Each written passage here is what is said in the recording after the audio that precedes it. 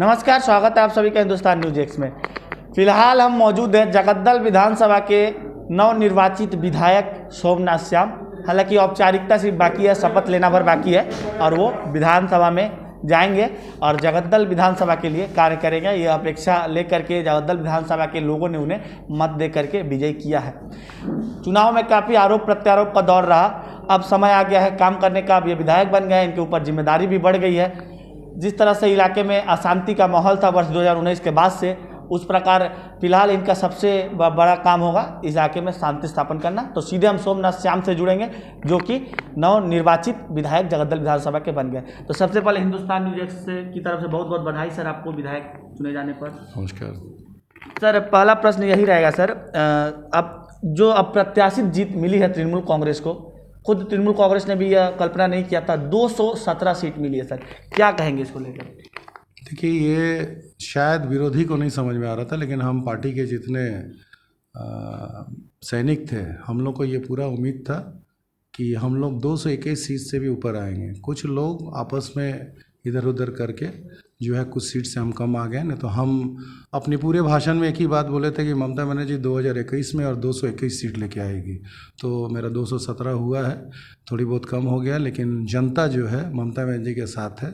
BJP का ये जो झूठ सच उनका झोला में से निकाल के हमेशा लोगों के बीच में बोलता है, उसको लेके अब जो है जनता उनको उखाड़ फेंका है बंगाल से, और बंगाल में अब बीजेपी का नामो निशान नहीं रह जाएगा। सर, बांग्ला निजर में के चाहिए तृणमूल कांग्रेस का स्लोगन था, क्या बंगाल की जनता ने बंगाल की बेटी पर मोहर लगा दिया? बिल्कुल लगाया। आप देख ही रहे कि बंगाल का जनता चारों तरफ से ममता बनर्जी का ही जय जयकार कराया। कुछ जगह में लोग को पास भूल भ्रांति है, कोई व्यक्तिगत स्वार्थ पर जो है अपने आप को खड़ा करके अपने आप को जीता है, लेकिन ये लोग रहेगा नहीं, टिकेगा नहीं। सर, बैरकपुर के सांसद दावा कर रहे थे कि हम बैरकपुर लोकसभा में 7 विधानसभा सीटें हैं, 7 जीतेंगे, पर ऐसा हुआ कि एक विधानसभा सीट बीजेपी के खाते में गया, 6 विधानसभा से तृणमूल कांग्रेस के खाते में गया। आखिर कैसे? मुझे अपना जीत का जितना खुशी नहीं है, उतने ज़्यादा मेरे को दुख है कि उसका बेटा जीत गया, और आगामी दिन देखूंगा कि वो विधायक ना रहे।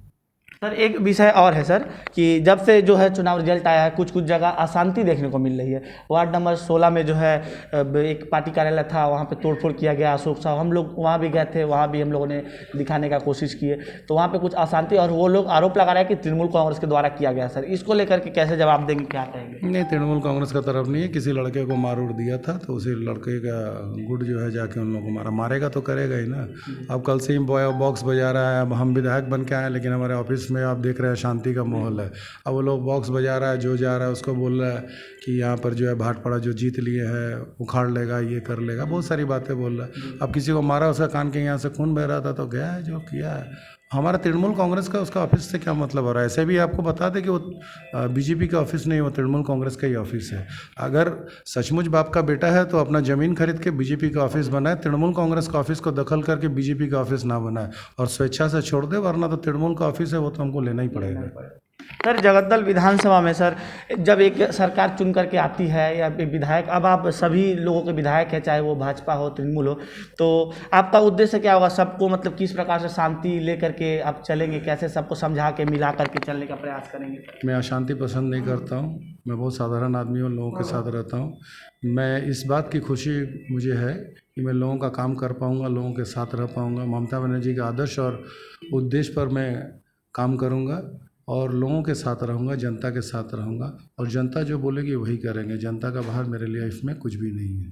सर, बीते दिन हम लोगों ने देखा था कि भाजपा के उम्मीदवार बोलिए या भाजपा नेता बोले, आपके ऊपर निजी हमले कर रहे थे। राजनीति में निजी हमला करना शोभा नहीं देता है, तो उसके बावजूद भी जो है आपके नाम को लेकर के, काम को लेकर के निजी हमले कर रहे थे। राजनीति में राजनीतिक हमले होने चाहिए, निजी हमले नहीं होने चाहिए सर। फिर भी जनता ने आपके नाम पर मोहर लगाया, आपको विजयी बनाया सर, तो उसको आप कैसे जवाब देंगे? अब तो आप जीत चुके हैं, मतलब देखिए, जब लोग थक हार जाते हैं ना, सामने वाले से कुछ नहीं कर पाते हैं, तो उसको गाली देते हैं ना। क्यों देते हैं? कि सामने वाला को गाली देंगे तो गाली से भड़क जाएगा, भड़कने से मेरे ऊपर कुछ करेगा। तो ये जो बीजेपी का प्रत्याशी था और उनके जो अनुगामी लोग थे, ये लोग व्यक्तिगत आक्रमण मेरे ऊपर इसलिए कर रहे थे कि शायद मैं गुस्सा हो गया, कोई ऐसा कुछ कांड कर बैठूँ, गलत कर बैठूँ। तो मैं ही बच्चे बच्चे लड़के हैं, इनके क्या बात सुनूंगा। उसका बाप है जो, उसको बोलिए हमसे बात करने के लिए, लड़ने के लिए। ये लोग तो कीड़े मकोड़ा है, ये लोग के साथ क्या बात करूंगा मैं। उसका बाप को बोलिएगा मेरे से बात करने। सर अब आप विधायक बन चुके हैं सर, अब पहली प्रायोरिटी आपको क्या होगी जगदल विधानसभा को लेकर के? तो सबसे पहले क्या मतलब काम करेंगे सर? जनता का दिन भर काम करूंगा और दिन भर में देखूंगा कि अर्जुन का जो उन्होंने जनता के साथ धोखा दिया है, जो जनता का पैसा लूटा है, उसको कहाँ से खोद के निकालना होगा। सारा दिन में 1 घंटा ये काम जरूर करूंगा कि अर्जुन को यहाँ से उखाड़ फेंकना है मुझे। सर एक समस्या है सर, जनता जो है आपके पास पहुंचाना चाहती है हमारे माध्यम से। गोलघर हॉस्पिटल का काफ़ी दयनीय स्थिति है। बीते 10 वर्षों में और भी लोग शासन में थे, और भी चेयरमैन थे, यहाँ से विधायक चुने गए थे, तो गोलघर हॉस्पिटल को जिस अनुरूप कार्य करना चाहिए, अभी कोई भी जाता है तो वो कल्याणी ट्रांसफ़र कर देते हैं, कोलकाता ट्रांसफ़र कर देते हैं। इसको लेकर के मन में क्या चिंता भावना है, क्या विचार चल रहा है इस समय कि गोलघर हॉस्पिटल को लेकर के आगे क्या होने वाला है? मैं आपको इस चैनल के माध्यम से बता रहा हूँ कि आने वाला दिन में मैं ममता बनर्जी से ज़रूर ये बात रखूँगा कि भाटपाड़ा स्टेट जनरल हॉस्पिटल और साथ ही साथ क्रिश्चियन हॉस्पिटल, जिसका मैं वादा किया हूँ, ये दोनों हॉस्पिटल को एकदम उन्नत मान का बनाने का मेरा प्रयत्न है, मेरा ये लोगों से वादा है और इसको मैं ज़रूर पूरा करूँगा। सर जूट मिल की बदहाली भी एक बड़ी समस्या है। इसके पहले जो लोग भी शासन में थे उनके शासनकाल में बोलिए, अभी बोलिए, और चूँकि जगदल विधानसभा भी भाटपाड़ा पौरसभा के अंतर्गत आता है, तो पौरसभा के जो मजदूरों की भी समस्या बहुत बार देखने को मिली है सर। इसको लेकर के मतलब आगे कैसे क्या मतलब आप लोग जनाएंगे, सीएम को जना करके बात करेंगे? देखिए, जूट मिल की जहाँ तक की बातें हैं, यहाँ के जो हमारे लोग हैं, हम लोग बहुत अच्छी तरीक़े से इन लोगों को अपने पास रखते हैं, ग्रहण करते हैं, इन लोगों की हर सुख सुविधाओं को देखते हैं। ममता बनर्जी ने जूट इंस्टीट्यूट किया है, लोगों को किस तरह सुविधाएं दिया जा सकता है, लोगों का लाइन कैसे मरम्मत कराया जा सकता है, उसके बारे में ममता बनर्जी ने कर रहा है, या पानी की व्यवस्थाएं करवा रही है। हर चीज़ में ममता बनर्जी, जूट मिल के जो परियायी श्रमिक हैं, इन लोगों के पीछे ममता बनर्जी अपना सारा दिन की एफर्ट लगा रहा है, बल्कि हम लोग भी कर रहे हैं। लेकिन यहाँ के कुछ जूट मिल श्रमिक आज भी अर्जुन के चुंगल में पड़े हुए हैं, और मैं उन लोगों से बोलूँगा कि अर्जुन के झांसा में पड़ के सांप्रदायिक बातों में आकर अर्जुन का समर्थन ना करें। इससे जूट मिल की भविष्य खराब हो रहा है, क्योंकि ये जूट मिल को जो खराब करने वाला है वो अर्जुन है। और अगर जूट मिल की भविष्य ठीक करना है तो अर्जुन के गिरफ्त में से इन लोगों को बाहर आना होगा। अगर अर्जुन के गिरफ्त में रह के इन लोग उन्हीं के इशारा पर चलेंगे तो आने वाला दिन में कहीं कोई सुधार नहीं हो पाएगा जूट मिलों का। क्योंकि देखा जा रहा है, क्योंकि वास्तव रूप में देखा जाइए, देखिए मेघना जूट मिल में अगर लोग वहाँ जो है ऑकलैंड जूट मिल में कहीं कोई दिक्कत नहीं था, कोई असुविधा नहीं था, लेकिन वहाँ भी लोग जो है तृणमूल कांग्रेस को वोट ना करते हुए बीजेपी को वोट दिया है। तो इससे ये जाहिर हो रहा है ना कि हम लोगों के ऊपर भरोसा विश्वास उन लोगों का नहीं आ रहा है। तो ये भरोसा विश्वास उनको जगाना होगा, क्योंकि अर्जुन जहाँ तक रहेगा तो लोगों पर शोषण करेगा और लोगों पर मैंने आक्रमण ही करेगा। तो इससे अगर उसको बचना है तो अर्जुन से बाहर निकल के दूसरा कुछ भी सोचना होगा। सर बैरकपुर में सर बात करें बैरकपुर की, तो आप लोग 6 जो है विधानसभा सीटें जीत चुके हैं, लेकिन भाटपाड़ा में क्या कमी रह गई सर? क्या इस पर चिंतन किया जाएगा भाटपाड़ा को लेकर के? इसको जरूर हम लोग सोचेंगे, चिंता करेंगे, उसके बाद इसके बारे में हम आपसे जरूर। सर अंतिम प्रश्न, एक छोटा सा और प्रश्न रहेगा सर, लास्ट प्रश्न, कि इस समय आपके काफ़ी कार्यकर्ता उत्साहित है, सब जश्न मना रहे हैं, क्योंकि कोविड का समय है, सुप्रीम कोर्ट का निर्देश है कि किसी प्रकार से जो है गैदरिंग ना करें, और वो ज़रूरी भी है हम सभी के सुरक्षित जीवन के लिए।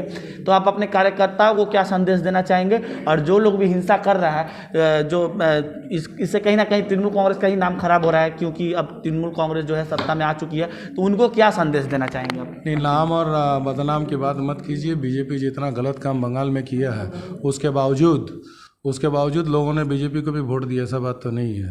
तो ये नाम बदनाम वाली बात जो है ना, भूल जाइए, ठीक है। अर्जुन सिंह ने इतना कुछ किया, लोगों का शोषण किया, मारा पीटा, दंगा लगवाया, सब कुछ, फिर भी भाटपाड़ा के लोगों ने अर्जुन का बेटा को वोट दिया। तो फिर आप ये नाम बदनाम की बात मत कीजिए। अब ये नाम बदनाम की बात ही खत्म हो गया, क्योंकि यदि भाटपाड़ा का जनता अर्जुन का बेटा को वोट दे सकता है तो इससे बड़ा मैंने हम तो कुछ समझ ही नहीं सकते कि लोग कैसे वोट दे सकता है। जो लोग आदमी को मरवाया, गोली मरवाया, मारा काटा, सब कुछ किया, उस आदमी का बेटा को कैसे लोग वोट दे दिया? तो फिर यह नाम बदनाम की कोई बात ही नहीं आ रहा है। हमारे लोग कर रहे हैं, उत्साह मना रहे हैं, अपना कर रहे हैं, जो जिसका करेगा वैसा भरेगा, वैसे इसमें तो कुछ नहीं है। तो कहावत ऊपर वाले का है, पुराने लोगों का है, जैसा करनी वैसा भरनी। तो इसमें बोलने का क्या है? कुछ बोल नहीं सकते हैं। कार्यकर्ता को क्या संदेश? कार्यकर्ता को संदेश इतना ही देंगे कि स्वस्थ स्वस्थ रहे, सुरक्षित रहे, क्योंकि हमारे लिए वो अमूल्य संपद है। हमारे जो कार्यकर्ता हैं, हमारे जो लोग हैं, हमारे लिए अमूल्य संपद है। उनको बचा के रखना, उनके परिवार को स्वस्थ रखना हमारा पहला धर्म और कर्तव्य है। और उस कर्तव्यों को पालन करने के लिए मैं सारे लोगों को बोल रहा हूँ कि स्वस्थ रहें, मास्क लगाएं, घरों से ज़्यादा ना निकले, गैदरिंग ना करें। जीत की जो हम लोगों की ध्वनि है, इसको हम लोग बाद में भी मना लेंगे, इसका जयकार बाद में भी लोगों तक पहुँचा देंगे। बहुत बहुत धन्यवाद सर। नमस्कार। तो इस समय आप सुन रहे थे जगद्दल विधानसभा के जो नव निर्वाचित जो विधायक है सोमनाथ श्याम को, और कुछ वर्तमान की जो परिस्थिति है उसको लेकर के उन्होंने सवाल जवाब किया उनसे। फिलहाल इन्हीं तस्वीरों के साथ छोड़े जाते हैं आपको। आप बने रहिए हिंदुस्तान न्यूज़ के साथ।